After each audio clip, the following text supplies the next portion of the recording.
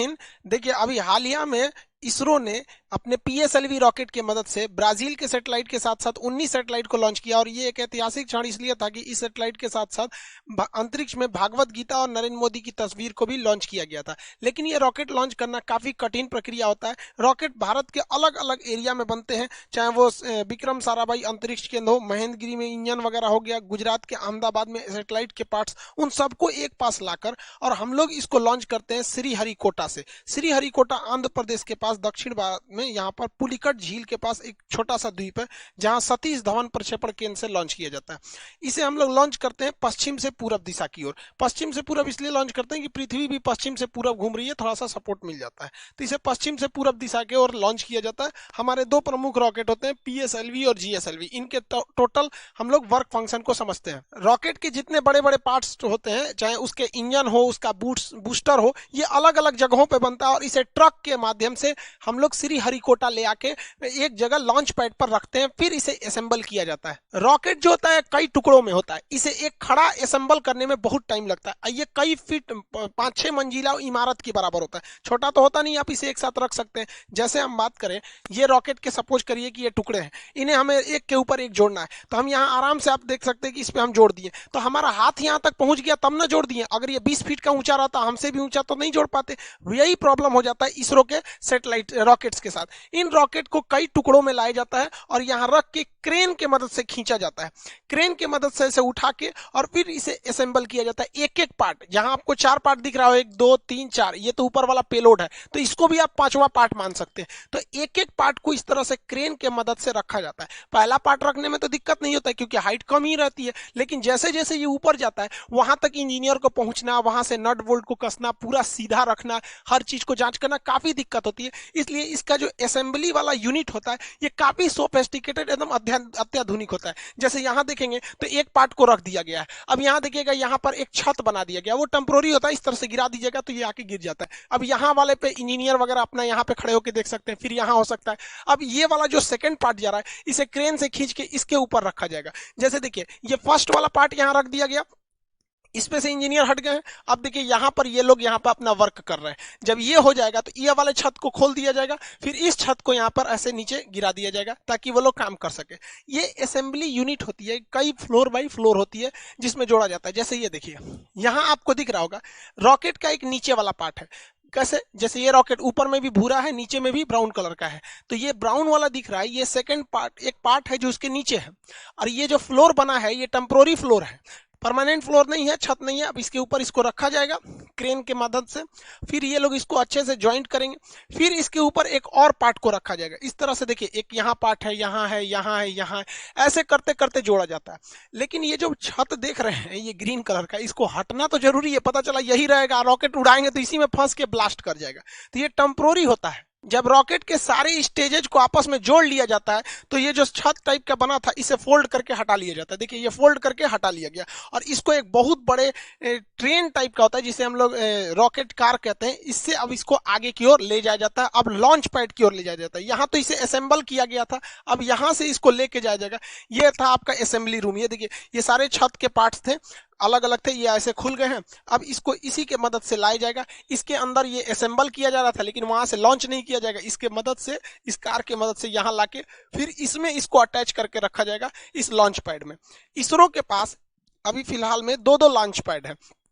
एक launch pad से हो नहीं पाता था, इसलिए इसरो जो थी अपने असेंबली लाइन को, जैसे यहाँ देखिए, एक असेंबली यूनिट यहाँ था, एक नया यहाँ बना दिया गया।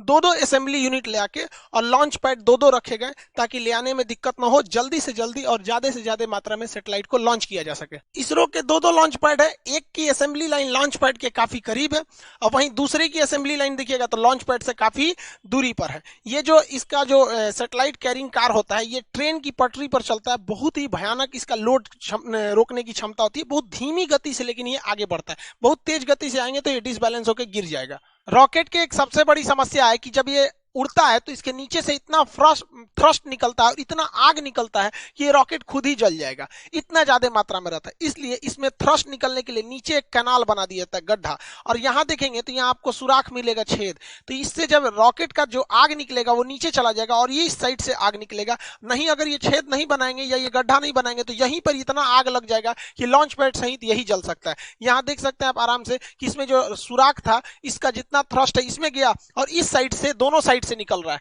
तो ये कैनाल बनाना जरूरी है, वरना ये अपने में थ्रस्ट करके मर जाएगा, वहां पे ब्लास्ट करके, मतलब ये खुद ही जल जाएगा।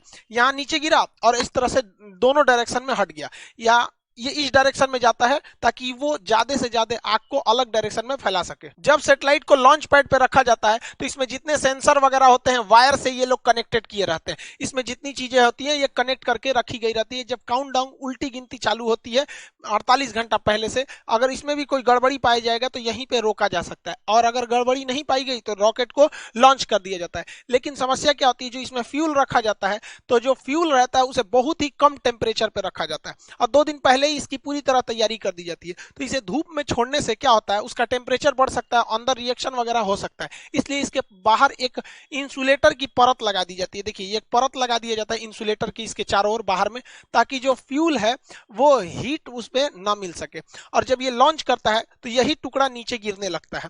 तो आप जब भी देखेंगे सैटेलाइट लॉन्च करते समय ये टुकड़े बाहर गिरते रहते हैं। ये फ्यूल को रोकने के लिए इंसुलेटर होता है जो हीट को अंदर जाने नहीं देता है। रॉकेट जब जमीन से ऊपर जाता है तो ये न्यूटन के तीसरे नियम पे काम करता है। ये थ्रस्ट धकेलता है और ये ऊपर जाता है। लेकिन आपको पता है कि पृथ्वी का अपना गुरुत्वाकर्षण क्षमता होती है, ये किसी चीज को अपनी ओर खींचती है। आप पृथ्वी से जितना ज्यादा करीब रहेंगे वो उतना ज्यादा खींचेगा। इसलिए रॉकेट को सबसे ज्यादा ताकत की जरूरत होती है तब जब वो जमीन छोड़ रहा होता है, क्योंकि वो पृथ्वी के करीब है।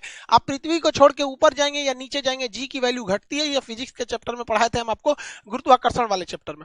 तो वहां पर यहाँ ज्यादा जरूरत है स्टार्टिंग पोजिशन पे। इसलिए रॉकेट का ये जो मेन इंजन होता है, ये मेन पार्ट, इसके अलावे इस साइड से छोटे छोटे और रॉकेट जोड़ दिए जाते हैं जिन्हें हम रॉकेट बूस्टर कहते हैं। ये 6 की संख्या में होते हैं बूस्टर।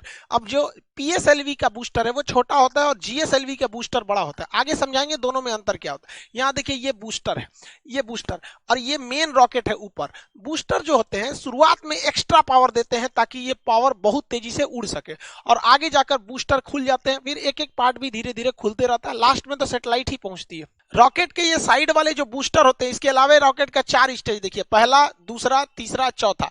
ये ऊपर वाला ये होता है, इसे पेलोड भरा होता है, इसी को हम लोग बोलते हैं प्रोटेक्टिव केसिंग। ये ढक्कन के समान होता है। इसी ऊपरी भाग में हम लोग सैटेलाइट को रख के या जिस चीज को लॉन्च करना है उसको इसमें रख के भेज देते हैं।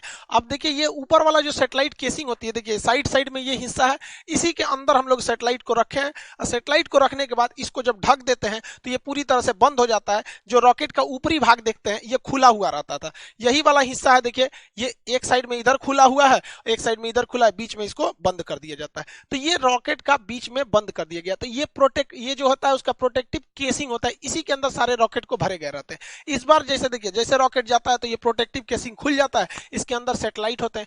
इस बार वहां पे भागवत गीता और नरेंद्र मोदी का फोटो भी भेजा गया है।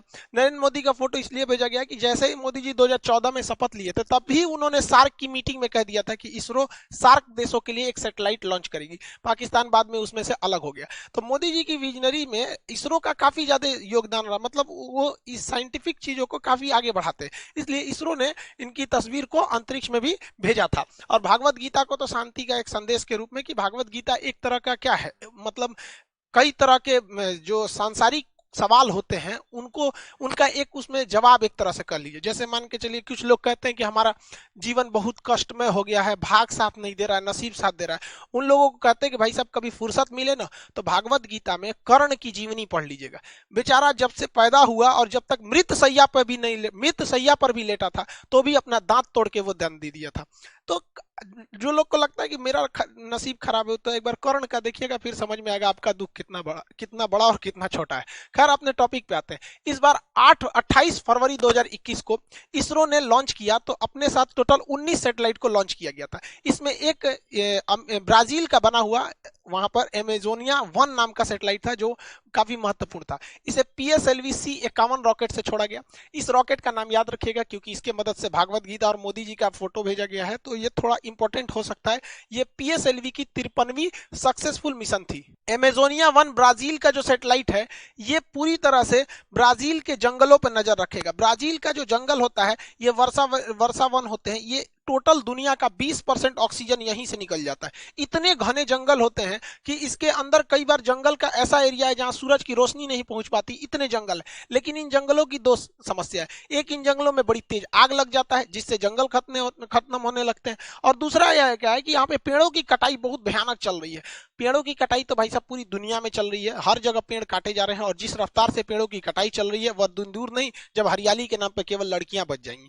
तो इसके लिए जो ब्राजील है वो एमेजोनिया 1 नाम का सैटेलाइट लॉन्च कर रहा है ताकि वो अपने जंगलों पर नजर रख सके। भैया जरूरी भी है, पूरी दुनिया का फेफड़ा कहा जाता है ब्राजील के जंगलों को। इसमें 19 सैटेलाइट थे जिसमें एक एमेजोनिया 1, दूसरा महत्वपूर्ण था सिंधु नेत्र। ये भारत ने छोड़ा था। ये समुद्री क्षेत्र पर निगरानी के लिए किया गया क्योंकि घुसपैठ वगैरह न हो। आप याद कीजिए अजमल कसाब जैसे जो घुसपैठ हुए थे छोटे मोटे जहाजों से, इस वजह से वो समुद्री एरिया में किसी भी संदिग्ध जहाजों पर इस सैटेलाइट से नजर रखा जा सकता है, क्योंकि वो जो टेररिस्ट वगैरह जो घुसते हैं या स्मगलर जो ड्रग्स वगैरह का करते हैं उन्हें लगता है कि नहीं यहाँ से तो कोई मतलब नौसेना की जहाज नहीं है, तो कितना बेहतरीन कोऑर्डिनेशन हो जाएगा। जैसे मान के चलिए नौसेना ने कहा कि भैया इस एरिया में मेरी जहाज नहीं है, तो सैटेलाइट से उस एरिया पे ज्यादा नजर रखा जाएगा, और जिस एरिया में नौसेना अभी पेट्रोलिंग पे है तो उस एरिया के सैटेलाइट पे उतना फोकस नहीं किया जाएगा।